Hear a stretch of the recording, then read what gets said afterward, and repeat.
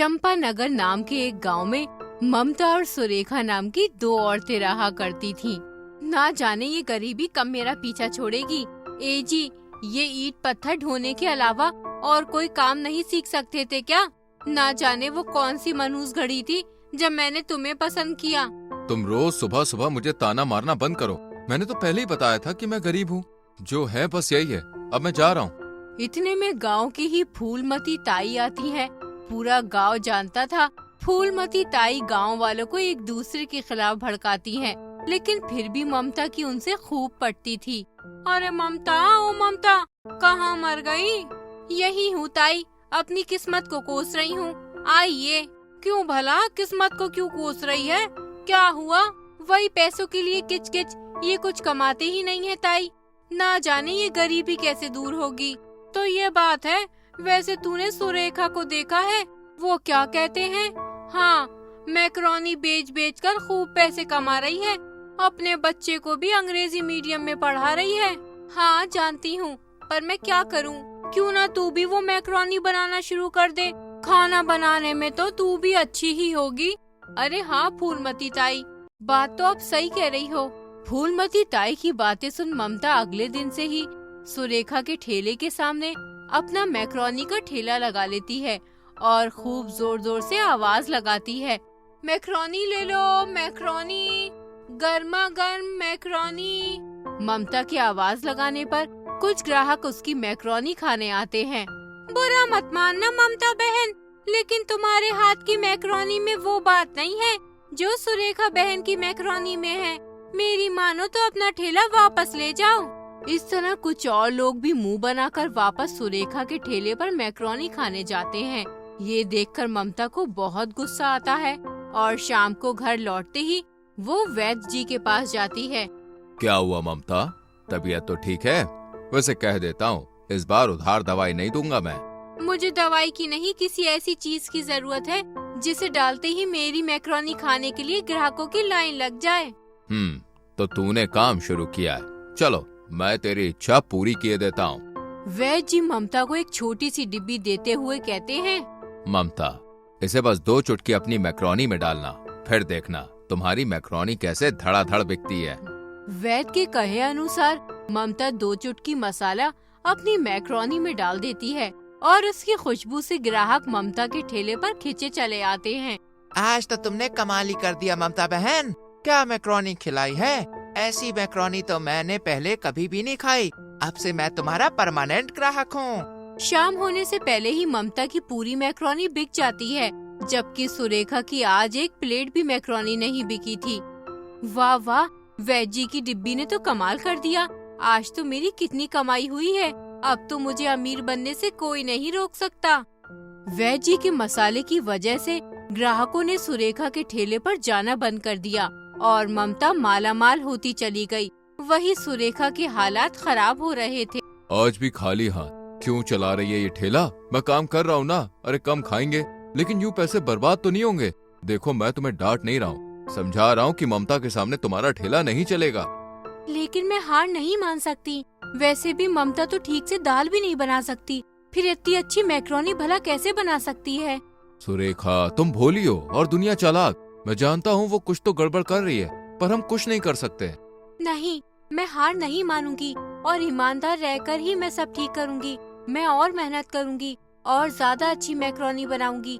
फिर देखना, लोग जरूर मेरे ठेले पर आएंगे। तुम भी ना बहुत जिद्दी हो। अच्छा रुको, ये लो। ये क्या है? मैं शहर गया था, वहाँ से लाया हूँ। ये चीज है और ये मैगी मसाला। इसे अगर तुम अपनी मैक्रोनी में डालोगी ना तो मैक्रोनी और भी टेस्टी बनेगी। अरे वाह, मैं कल ही कोशिश करूंगी। सुरेखा जैसे ही अपनी मैक्रोनी में चीज और मैगी मसाला मिलाती है, एक अलग ही खुशबू ग्राहकों तक पहुंचती है। क्या खुशबू आ रही है। 1 मिनट ममता बहन। अरे सुरेखा, आज तुम्हारी मैक्रोनी खाने का बड़ा मन हो रहा है। अब बड़ी अच्छी खुशबू है। जरा 1 प्लेट तो दो। लोगों को सुरेखा की ये चीज और मैगी मसाला वाली मैक्रोनी खूब पसंद आती है, जिस वजह से ममता के सभी ग्राहक उसके ठेले पर आ जाते हैं। इस सुरेखा का तो कुछ करना पड़ेगा। मेरा काम चौपट कर रही है, मैं इसे नहीं छोड़ूंगी। ममता देर शाम वैद्य जी के पास जाती है। अरे ममता, आओ, बड़े दिनों के बाद आई हो। कैसा चल रहा है काम? अब तक तो सब ठीक था, लेकिन ना जाने वो सुरेखा मैक्रोनी में क्या डाल रही है कि कुछ ही दिनों से लोगों ने मेरे हाथ की मैक्रोनी खाना ही छोड़ दिया है। अब आप मुझे कोई और नुस्खा दीजिए ताकि मैं फिर से ढेर सारे पैसे कमा पाऊँ। तो ऐसी बात है। अच्छा रुको। हाँ, ये लो, ये है मेरा खास मसाला। इसे तुम मैक्रोनी में मिलाकर एक बार किसी को खिला दो तो वो दोबारा तुम्हारे ठेले पर ही खींचा चलाएगा। पर याद रहे, ज्यादा मात्रा में मिलाने पर जुलाब, पेट दर्द और सर दर्द तो होगा ही, साथ ही जान जाने का खतरा भी हो सकता है। समझ गई वैद्य जी, सब समझ गई, शुक्रिया। शुक्रिया नहीं, 500 रुपए मसाले के। 500? वैद्य जी अभी तो पैसे नहीं लाई हूँ, लेकिन हाँ, फायदा हुआ तो मैं आपको जरूर दूंगी। इस तरह ममता बिना वैद्य को पैसे दिए घर चली आती है और खाना खाकर सो जाती है। आज फिर ममता जल्दी सो गई। चलो कोई नहीं, जल्दी से खाना खाकर सो जाता हूँ। किशन खाना ले ही रहा था कि तभी उसे वो बोतल नजर आती है। लगता है चाट मसाला है, खाने में डालकर खाता हूँ, मजा आ जाएगा। किशन अनजाने में वैद्य का दिया वो केमिकल ज्यादा मात्रा में खाने में डालकर खा लेता है। और फिर अगली सुबह, ए जी, आपको क्या हुआ? आंखें खोलिए, कुछ तो बोलिए। ममता की आवाज सुन सुरेखा और कुछ गांव वाले आते हैं। ममता तू चिंता मत कर, मैं अभी डॉक्टर को लेकर आती हूँ। सुरेखा तुरंत डॉक्टर को लेकर आती है और वो किशन का चेकअप करते हैं। डॉक्टर साहब, क्या हुआ है मेरे पति को? इतने में किशन की आंख खुल जाती है। हे जी, आप ठीक तो हैं? ये मोटे मोटे दाने कैसे हुए और आप बेहोश कैसे हुए? मैंने तो बस वो मसाला खाने में डालकर खाया था। सुबह उठा तो चक्कर आ गए और मैं गिर पड़ा और ये दाने भी उभर आए। किस मसाले की बात कर रहे हैं ये? ममता रोते हुए सब कुछ बता देती है और डॉक्टर को वो मसाला भी दिखाती है। सत्यनाश, आप जानती हैं ये केमिकल है जिससे इंसान की जान भी जा सकती है। आप अपने लालच में बेचारे गांव वालों की जान से खेल रही थी और अब तो मैं तुम्हारी शिकायत पुलिस में करूंगा। माफ कर दीजिए डॉक्टर साहब, इससे गलती हो गई, अब से ये ऐसा नहीं करेगी। डॉक्टर सुरेखा की बात मान जाता है और ममता को अपनी गलती का एहसास होता है। मुझे माफ कर दे सुरेखा, मैंने तेरे साथ कितना गलत किया, तेरा रोजगार तक छीन लिया और तू फिर भी मेरा साथ दे रही है। जो हुआ उसे भूल जा, अब सब ठीक है, बस किशन भैया का ध्यान रख। तू सच में महान है, मैं वादा करती हूँ आज के बाद ऐसा कोई काम नहीं करूँगी और न ही अब से मैं मैक्रोनी बेचूंगी। ये काम तेरा था और तेरा ही रहेगा। इस तरह ममता अपनी मैक्रोनी की दुकान बंद कर देती है और सुरेखा एक बार फिर सभी को अपने हाथ की स्वादिष्ट मैक्रोनी खिलाने लगती है। मुकेश और घनश्याम दोनों बचपन के दोस्त थे। गांव में रोजगार न मिलने पर दोनों शहर में एक होटल में काम कर रहे थे। घनश्याम किचन में चाउमीन बनाने का काम करता तो वहीं मुकेश पढ़ा लिखा होने की वजह से होटल का हेड शेफ था। क्या सभी ने सिर्फ चाउमीन का ही ऑर्डर दे दिया है? ऐसे कैसे? इस तरह से तो हमारी बाकी डिशेस को कोई चख ही नहीं पाएगा। तुम ऐसा करो, जाकर कस्टमर से कह दो कि चाउमीन जो है वो आउट ऑफ स्टॉक है, वो कुछ और ऑर्डर करें। यूँ तो मुकेश घनश्याम का दोस्त था, लेकिन घनश्याम के हाथ की बनी चाउमीन की डिमांड की वजह से वो मालिक और स्टाफ की नजरों में चढ़ता ही जा रहा था और मुकेश से घनश्याम की ये वाहवाही बर्दाश्त नहीं हो रही थी। यार मुकेश, तू मुझसे कुछ नाराज है क्या? अरे तुझे पता है मेरी चाउमीन खाने यहाँ कितने लोग आते हैं, पर फिर भी तू मेरी ड्यूटी मेन कोर्स में लगा रहा है। हाँ तो क्या हुआ, मैं हेड शेफ हूँ इस होटल का। और सुन, तमीज से बात कर, तेरी मेरी दोस्ती इस होटल से बाहर है। यहाँ मैं हेड हूँ और तू सिर्फ एक मामूली सा शेफ, इसलिए अब से सर कहकर बात कर। मुकेश की बातें सुन घनश्याम समझ गया था कि वो बदल गया है। कुछ दिन के बाद होटल का ओनर सूरज मुकेश के पास आता है। मुकेश देखो, परसों हमारे होटल की ओपनिंग एनिवर्सरी है। बहुत सारे गेस्ट, सेलिब्रिटीज और पॉलिटिकल हस्तियां भी आने वाली हैं। जब से घनश्याम आया है, चाउमीन हमारी बेस्ट सेलिंग डिश बन गई है। इसलिए मैं चाहता हूँ कि परसों न सिर्फ हम अपने गेस्ट्स बल्कि ग्राहकों को भी मुफ्त में चाउमीन खिलाएं। क्यों नहीं सर, जरूर। तो ठीक है, फिर तुम घनश्याम से कह देना कि तैयारी कर ले, परसों चाउमीन उसे ही बनानी है। मुकेश को मनी मन घनश्याम से और जलन होने लगती है। घनश्याम घनश्याम घनश्याम, जिसे देखो बस उसी का नाम जप रहा है। अरे बहुत हुआ, अब मैं इस घनश्याम को इस होटल से निकलवा कर ही दम लूंगा। मुकेश मन ही मन एक प्लान बनाता है और फंक्शन वाले दिन किचन में जाता है। घनश्याम, चाउमीन तैयार है ना? जी सर, बस ये मसाला डालना बाकी है, वो मैं तभी डालूंगा जब गेस्ट को चाउमीन सर्व करनी होगी। बाकी सब तैयारी है। बहुत बढ़िया, अब एक काम करो, जरा बाहर टेबल्स वगैरह का अरेंजमेंट देख लो। घनश्याम जैसे ही बाहर जाता है, इधर मुकेश उसके मसाले में ढेर सारा नमक मिर्च डाल देता है। Oh my god, manager. जी सर, क्या हुआ? कोई प्रॉब्लम है क्या? ये है आपकी बेस्ट सेलिंग डिश। इतना तीखा, इतना नमक, इतनी घटिया डिश मैंने आज तक नहीं खाई। हमें माफ कर दीजिए, लगता है शेफ से कोई गलती हो गई है, वरना वो बहुत अच्छी चाउमीन बनाता है। इस तरह पूरी पार्टी का मजा खराब हो जाता है। हर कोई घनश्याम की चाउमीन को फेंक देता है और सूरज भी उसे तुरंत नौकरी से निकाल देता है। ना जाने ये सब कैसे हो गया, मैंने तो इतनी अच्छी चाउमीन बनाई थी। हे भगवान, अब मैं क्या करूं? मेरे हिसाब से तुम्हें गांव चले जाना चाहिए, वहीं कुछ कर लेना, क्योंकि अब यहाँ तो भाई तुम्हारा कुछ है नहीं। घनश्याम जानता था कि हो न हो मुकेश ने ही कुछ किया है, लेकिन वो कुछ नहीं कर सकता था, इसलिए वो वापस अपने गांव चला जाता है। हे मोरी मैया, ये क्या अनर्थ हो गया? पर ये सब हुआ कैसे? आप तो कितनी अच्छी चाउमीन बनाते हैं। ना जाने कैसे हुआ, पर अब मैं क्या करूं? पहली बात तो निराश मत होइए, मैं तो कहती हूँ कि आप यहीं गांव में ही अपना चाउमीन का ठेला खोल लीजिए। बात तो तुम ठीक कह रही हो, लेकिन पैसे कहाँ से आएंगे? यही ना, ये देखिए पूरे 20,000 हैं। पर तुम्हारे पास इतने पैसे कहाँ से आए? वो जो आप हर महीने पैसे भेजते थे ना शहर से, बस उन्हीं में से बचाए हैं। अब ज्यादा मत सोचिए और ठेले वाली चाउमीन शुरू कर दीजिए। सुनीता से पैसे लेकर घनश्याम अगले दिन से ही ठेले पर चाउमीन लगाना शुरू कर देता है। अरे वाह घनश्याम भैया, मजा आ गया आपके हाथ की चाउमीन खाकर। अरे भैया, मन करता है कि बस खाते जाओ खाते जाओ। देखते ही देखते पूरे गांव में घनश्याम की ठेले वाली चाउमीन मशहूर हो जाती है। एक रोज अचानक मुकेश गांव में आता है। अरे घनश्याम, पूरे गांव में बस तुम्हारी ही चाउमीन की चर्चा है, क्या बात है? मुझे तो लगा था कि शहर से आने के बाद तुम कहीं मजदूरी कर रहे होंगे, पर भाई तुमने तो काफी अच्छा नाम बना लिया। सब ऊपर वाले की कृपा है मेरे दोस्त। तुम सुनाओ, यहाँ कैसे आना हुआ? अरे भाई कुछ नहीं, मेरे बॉस इसी गांव में अपने होटल की एक और ब्रांच खोल रहे हैं, साथ में एक रेस्टोरेंट भी। ये जो तुम्हारे ठेले के सामने बिल्डिंग बन रही है ना, हाँ यहीं पर हमारा रेस्टोरेंट बनेगा, जिसमें नूडल्स, पाव भाजी, पिज्जा सब होगा, और हाँ चाउमीन भी होगी। तो बस उसी का काम देखने आया था। मुकेश की बात सुनकर घनश्याम का दिल बैठ जाता है। आप चिंता क्यों करते हैं? लोग वहाँ चाउमीन खाएंगे जहाँ स्वाद होगा।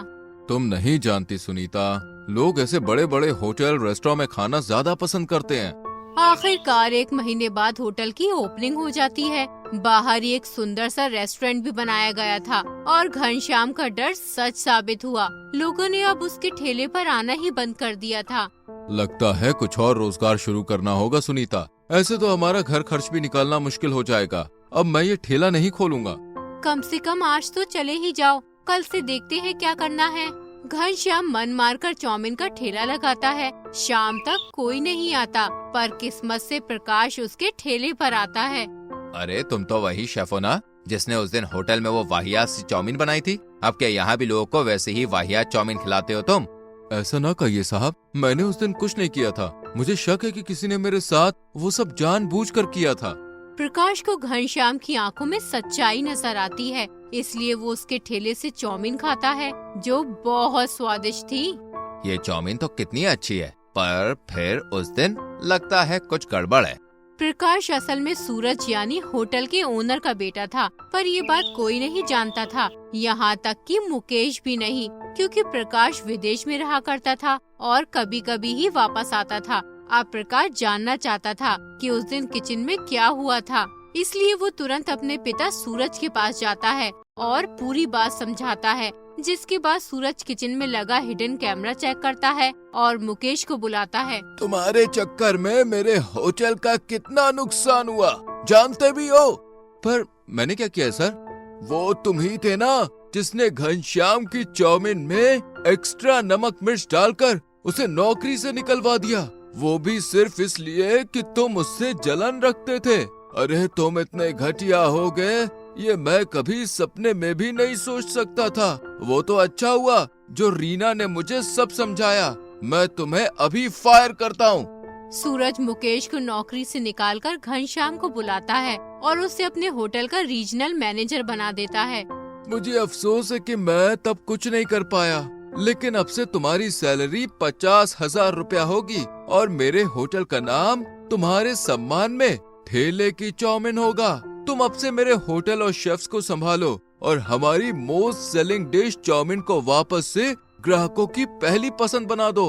इस तरह मुकेश को देर से ही सही पर अपने किए की सजा मिलती है और घनश्याम को अच्छाई का फल।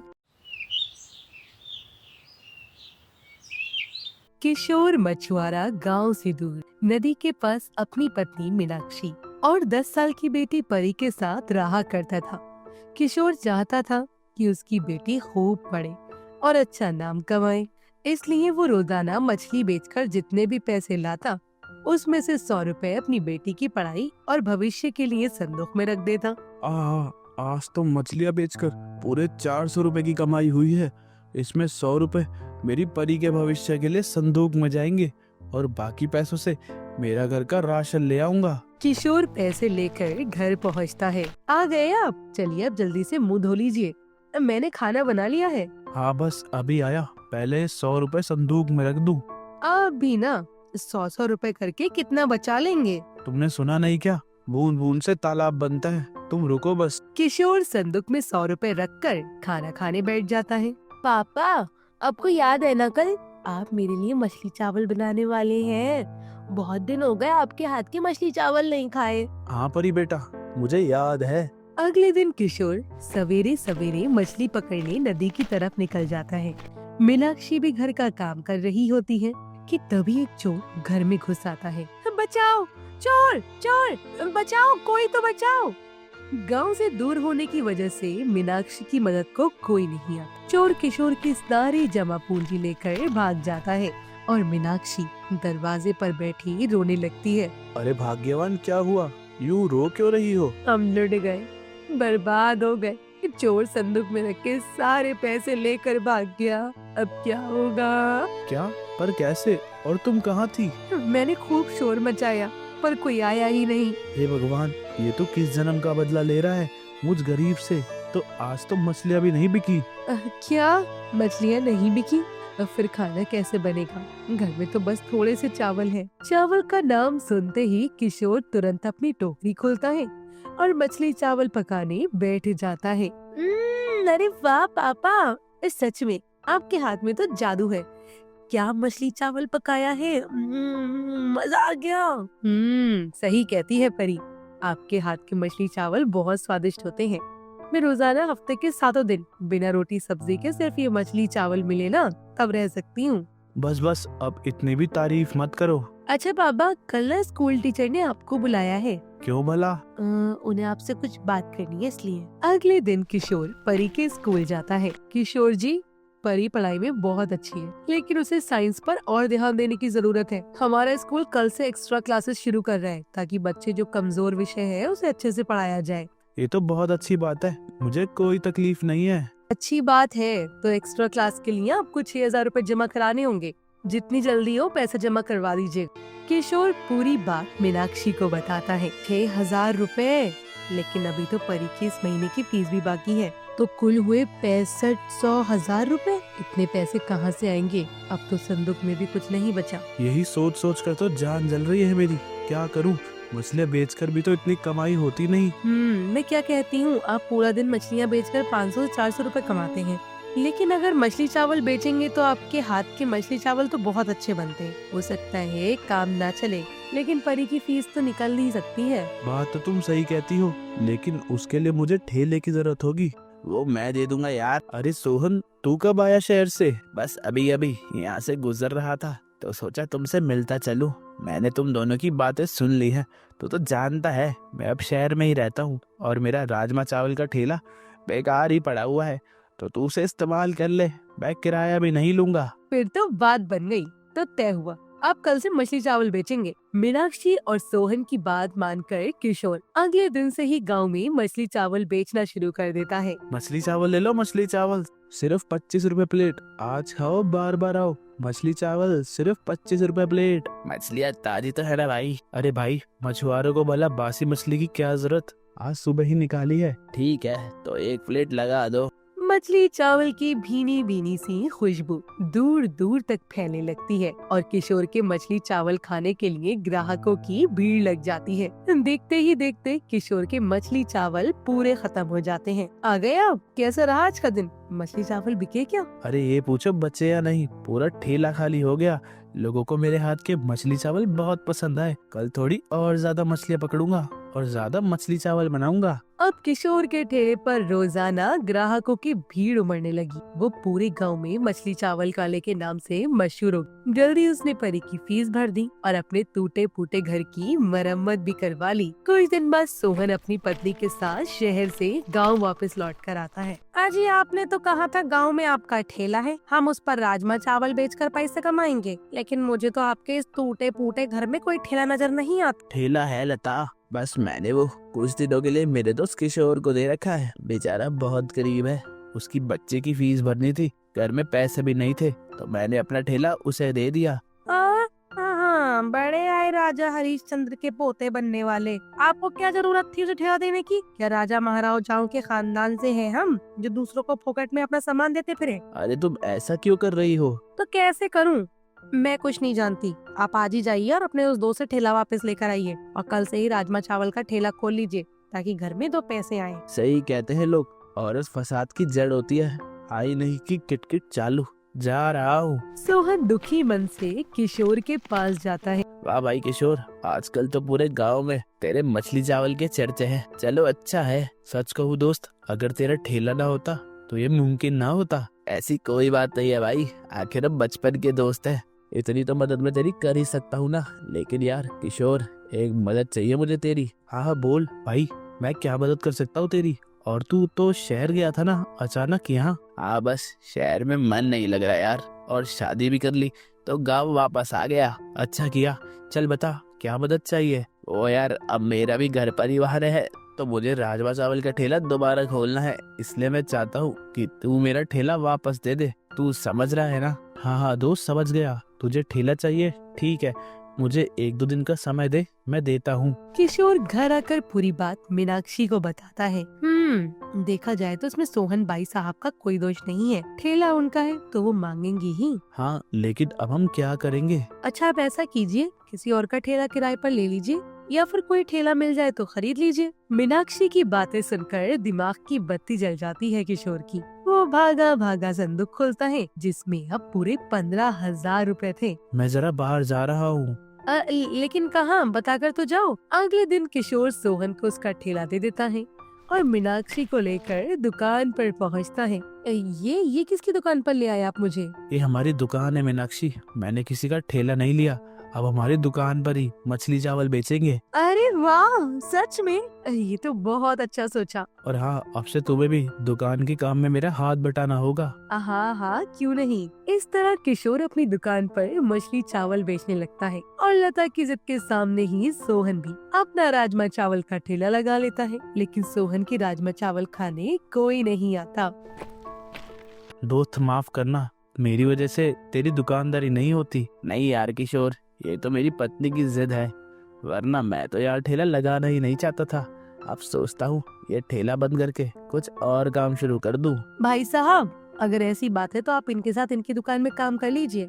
दोनों दोस्त साथ में हिस्सेदार बन जाइए, फिर हम सब मिलकर कमाएंगे। किशोर और सोहन दोनों ही मीनाक्षी की बात से सहमत होते हैं। वहीं लता को भी मीनाक्षी की ये बात भावुक कर देती है। अब माफ करिएगा दीदी, मैंने आप लोगों को समझने में गलती कर दी, अब मुझे माफ कर दीजिए। अरे नहीं लता, माफी क्यों मांगती हो? इस तरह किशोर और सोहन दोनों एक दूसरे की दुकान पर किशोर के हाथ की मछली चावल बेचने लगते हैं और देखते ही देखते दोनों की दुकान बहुत बड़ी हो जाती है और दोनों बिल्कुल 2 सगे भाइयों की तरह रहने लगते हैं।